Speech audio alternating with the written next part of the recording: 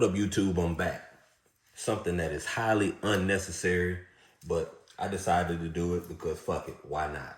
So today, we're going to talk about right now as it stands, because with me, this is something that's ever changing as I get new things or pull old stuff out of the safe. Right now, these are the 5 weapons for me that fall into that EDC category. Now, typically, I'm not the guy that even talks about EDC because I carry whatever it is that I feel like I want to carry that day.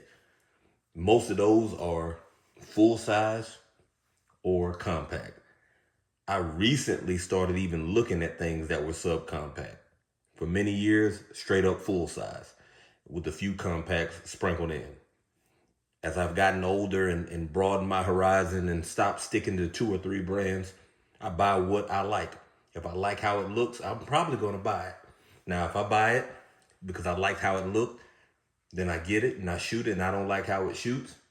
Most of the time, those things end up in the safe or in a car or a truck or whatever it is. I don't carry it. But I have a hard time selling something that I bought. So I'm holding on to a lot of guns that I don't actually like just because I bought them, and I haven't conditioned myself to take the loss that I know comes along with buying guns sometimes. So I just keep them. I done spent the money already. I'm not one of those people that'll say, well, let me get 200 of these $400 back. No, I just keep the gun that I don't like and shoot it at the range just to make sure it's still functional. So let's just dive into it. I'm gonna move these out of the way and go through them one by one and talk about what I like about each one.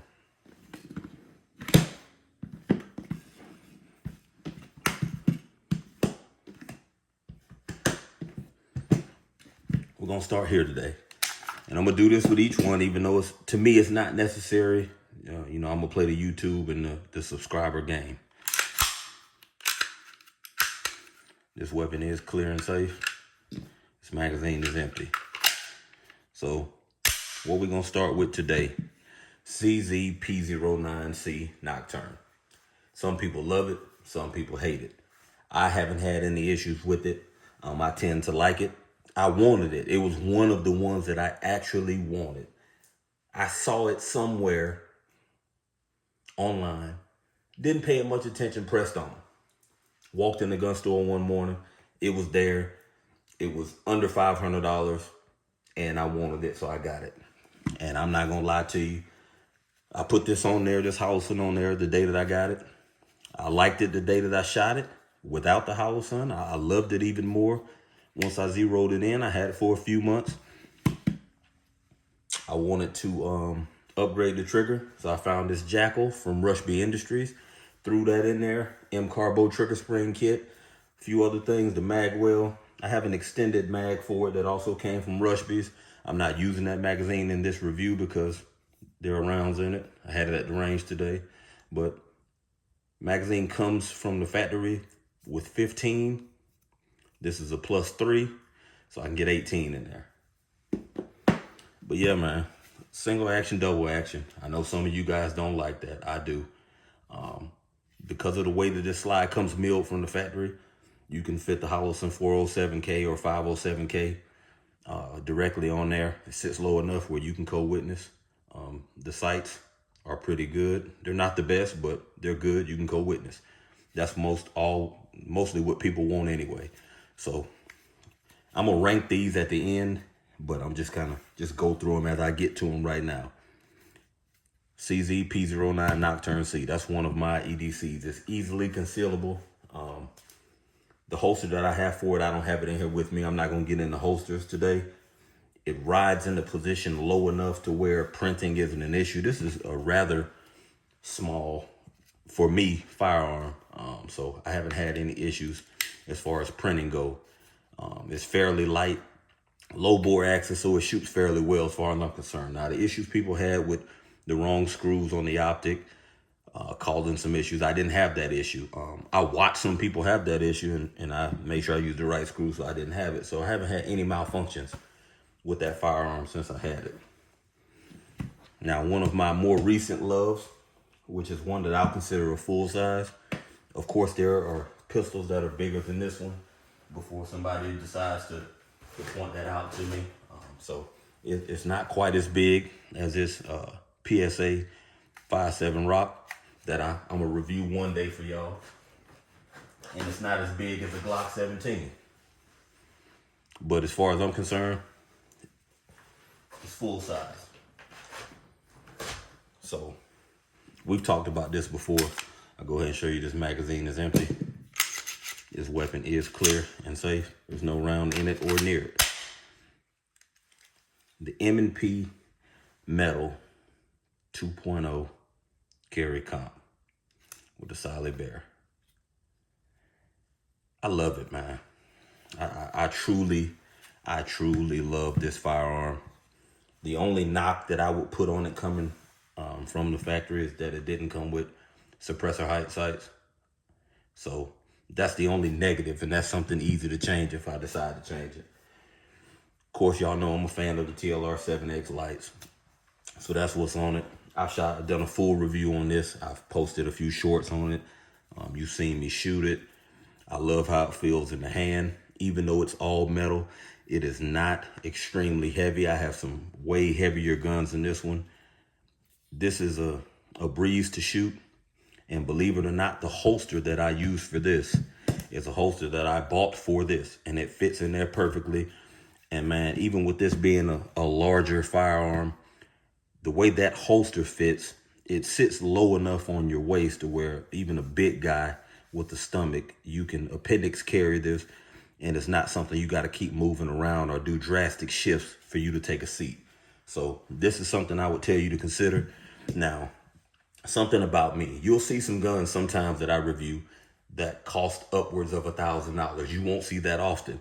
And this is somebody that I follow and have a lot of respect for in this gun world. Bobby Dynamite talked about this a little bit today, and it was funny because I had this written down as something that I was going to talk about. There are some expensive guns that I like, but for the most part, I don't want to spend over a certain amount. I don't want to call them cheap guns. I like working man's guns. The price of this one is kind of on the fringe of the working man, but with the price, the way things are going, you know, who knows? We'll damn near be spending $1,000 for a Glock one day if shit keeps going the way it's going. You're never going to see me with a $4,000 handgun. You're never going to see me probably with a $2,000 handgun. That's just not my thing. Even the Tiger Strike Gold Desert Eagle that I have, I bought that in 2007 or 8. And it was $1,799 then. And I was mad at myself, but I had it. I had just came off of deployment. I seen it in the pawn shop and I had to have it. There's no gun that I'm going to see and convince myself to spend $2,000 on. Like, I'll look at it. I like it. I'll watch you shoot yours. Hell, I'll shoot it if you let me shoot it, but I'm not going to buy it. This is on the list of my top 5 EDC. Next, Walther PDP F-Series Pro. And even if I didn't have the F-Series Pro, the regular F-Series would be interchangeable with this. But this is the one that I have, man. It's 18+1. Come with the mag well, come with the performance or upgraded trigger. Again, this magazine is empty. This weapon is clear and safe. A lot of people say the F is for female. I don't really get into that. I like how it feels. It's got a good size to it. I got a Zulisi Oak Plus RMR red dot on it. It's nothing high dollar. I buy what I like or what I want to try at the moment. It's been on here since I bought it and I haven't had any issues with it. So I'm all about things that fit my budget at the time or something that I want to try to see if it's reliable. If it works out, cool. If it doesn't, I'll go back to Holosun or some of the other ones that I use that I've never had reliability issues with. This firearm is not heavy, but it is heavier than the CZ, even though they're roughly the same size. It's a Walther, man. The grip texture is there all the way around. I like the mag release. I'm not a fan of this Canic style slide stop, but you know, slide release, it is what it is. Not a fan of the sights that came on it, but I can deal with it. They're not the worst sights out there, so it's just a preference thing with me. And again, we got the light that I like. It's a shorter barrel. So when you have a shorter barrel and this high bore axis, you're gonna deal with a little bit more recoil than you would with this per se. It's nothing to cry about.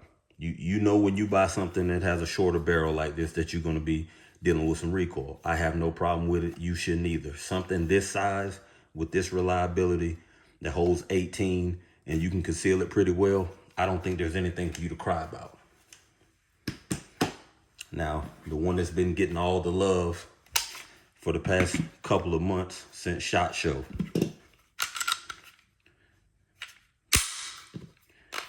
Canik MC9 Prime. Y'all know I picked it up a couple of weeks ago when it finally came in. It's 17+1. It has the upgraded flat face trigger on it. Has a great trigger pull. Hit the wall. Boom. Reset. Very minimal. Great grip texture. It's slim. It is not a large gun width-wise. It's fairly slim. Comes with a mag well. It's a pretty subdued mag well. It's not sticking way out. It does come double undercut. I don't have anything bad to say about this. I like the sights that they chose to put on this one. I actually like that. I like everything about this. It is ported, comped, whatever you want to call it. There's 3 ports on it, on the barrel, 1 in the center, and the 1 on each side. So it's not a recoil eliminator. It does kind of help you keep it flat while you're shooting. We talked before, that Viridian green dot, that's something that came when I purchased the Smith & Wesson. It was laying around. I didn't have any plans on using it. I opened it up when I got this and it fit. I've been shooting with it for the past couple of weeks, man. I actually like it. It didn't cost me anything. Now, eventually, because I like to play around with red dots and try, or green dots and try different things, I'm gonna put something else on there. But right now, the RFX 15 from Viridian green dot is working for me. If you haven't shot this, or you're one of those people that say, hey, I'm not a fan of Canik, I don't like Turkish guns or whatever. This one was actually manufactured here in the US. It's the first one they done this with. I don't have a complaint about this gun. I want to tell you something bad about it, but I can't, just from my experience. There are people that probably can and will, but for me, even with it being a slimline gun, it fits great in my hand. Trigger guard is big enough that if I had a glove on, I could still get in there. Some people don't like that. I'm actually a fan of that. Has the rail at the bottom. You want to put a light. It's a good gun, man. And it fits within that working man's budget if you can get your hands on it. Soon, they'll be all over the place. Now, last but definitely not least, my Glock 45.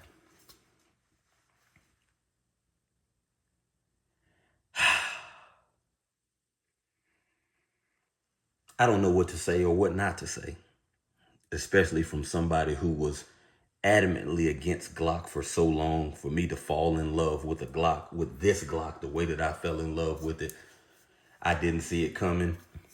But when I decided I was going to get a Glock, for whatever reason, I know the reason. A guy I follow on YouTube, Bobby Dynamite, talked about his 45. And he kept talking about it, and I kept seeing it.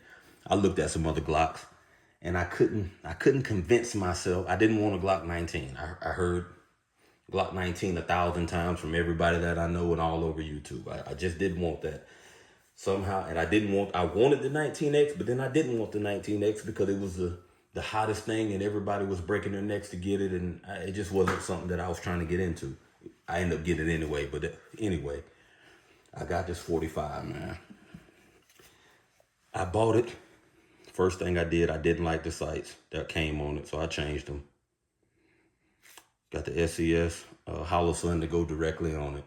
In hindsight, for me at the time, not knowing how I was going to feel about Glock, I think it was the best thing for me to do. A lot of people get mad about the small window. I don't have a problem with it. Added those Mariglow sights to it.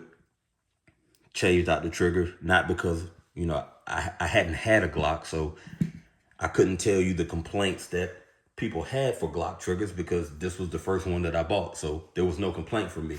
I didn't like how it looked. The gun was too black for me. So I bought this trigger and I'm glad I bought it. A lot of people wouldn't like it. It's a metal trigger with a slim safety in the middle of it, but it works for my finger. I sustained an injury to my finger, damn near cut it off in a couple places a few years ago, so it's been all the time, but it fits well for my trigger. I didn't show you this. This is not the mag I normally carry in it, but it's the one that I have that has no ammunition, so it's here and it fits. This weapon is clear and safe. Safe and clear. Yeah, man, that Glock 45, I don't care what nobody says. I don't care what they say. This is the Glock of all Glocks as far as I'm concerned. And I bought a couple since getting this one. But this one here, that's it for me, man. I love how it shoots. I love the fact that it has the 19 slide, but the 17 lower. I can get a good grip on it. Put a little cheap mag well on it when I first bought it. I didn't like how it looked without a mag well, so I got a cheap one. So it's not the prettiest, but it's functional. It helps me get a good grip on it, keep my hand where I need it. Yeah, man, if you don't have a Glock and you're not afraid of a full-size weapon, I would tell you to get this one. Now, I've held a regular 19 several times. It just doesn't, I don't like how it feels in my hand. I need this 17 lower. But if you're looking at a Glock and you're saying, hey, I want to get one, but I don't want to go as small as the 43X, I'm going to forever tell you the 45. Now, we talked about this before. People love to say that the 45 and the 19X are the same. And for the most part, they are. But for me, if I had to choose between the two, I'm gonna pick that 45. I'm just partial to it. It just is what it is. I like the 19X. From the standard Glocks that I have shot, for whatever reason, the trigger in this 19X feels way better than a lot of the standard Glock triggers that I've shot before. I may be tripping. It may just be me, but I feel like this one is better. That's why I haven't done anything to it. I don't need to do anything to it. I like it. I like it. So I haven't done anything to this one. Reset is still there. It's rather short, man. It's smooth. I don't feel that rolling trigger that everybody talks about. Now, I could be wrong, but hey, so let me just go and get ready to wrap this up. If I had to rank these as far as 1 through 5 for me, not for you, but for me, I'm gonna start with 5 being the least likely to carry multiple times a week. As much as I love this CZ, that would be 5 on that list for me. And it's not a knock against the weapon.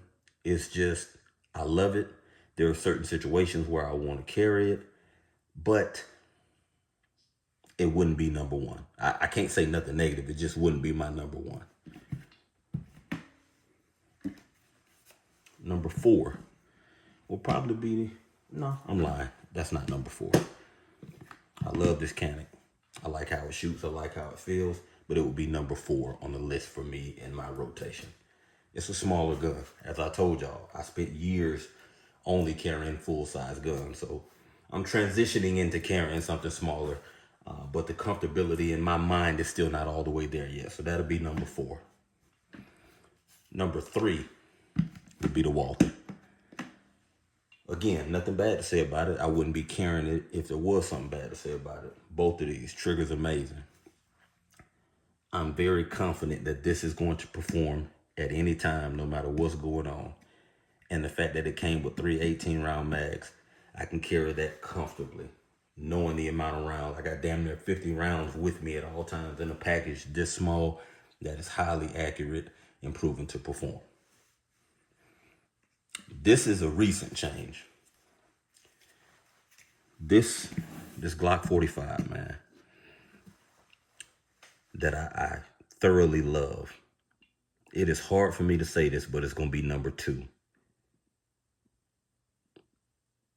I don't have a real reason for it being number 2 other than the fact that this M&P Carry Comp 2.0, all metal, has taken over as the #1 EDC that I own. I just like it, man. I can't put it into words, man. Y'all see me stumbling and fumbling over my words now, man. I like that motherfucker, man. It's the grip texture, the recoil impulse, the feel in the hand, the easy, even with it being this size, how easy it is to conceal the trigger. Like, this was one of those ones that I was able to take out of the box, throw a lower price optic that I was interested in on it, throw a light on it, and just go. I didn't think, hey, I need to upgrade this trigger, or I need to get it stippled, or I need to do this, or I need to do that. Man, I took it out of the box, man, oiled it up, shot it, fell in love with it, shot it some more, tortured it, dropped it, shot it some more, carried it. It's just all there, man. So it's hard for me to put my Glock 45 at #2 behind it. It is extremely hard for me to do that. But if I had to do it, I would. Now, throw a little curveball in there. If someone said to me, which one of these, if you could only have one, would it be? If I could only have one, I'm not going to sit here and lie to you. As much as I love this, and goddamn it, I love it, I'm going to choose this Glock. But I'm going to tell you why I'm going to choose that Glock. There is not a part for that Glock that could fail that is not readily available damn near anywhere you go. In most sports goods stores, the big box stores, the pawn shop, at some point you can go in a store, multiple stores in your city, and get what you need to continue running that Glock. Smith & Wesson, not so much. That's going to be an Amazon or eBay or personal buyer or wherever you order your stuff from. So in that instance, this is #1. But as it stands right now in my personal rotation, this is taking over as my #1. And because it's taking over as my #1, I transitioned this to be in my off-body care. I just got to have this motherfucker with me, man. It pains me to say this, that I have to have it with me, but I do. So I'm not going to take nothing away from it. I'm not going to fan out over Glock in general, but the 45 for me is the best Glock that was ever made. And I will probably always have one. I appreciate y'all checking in today. Like, share, comment, subscribe. I'll get with y'all later on.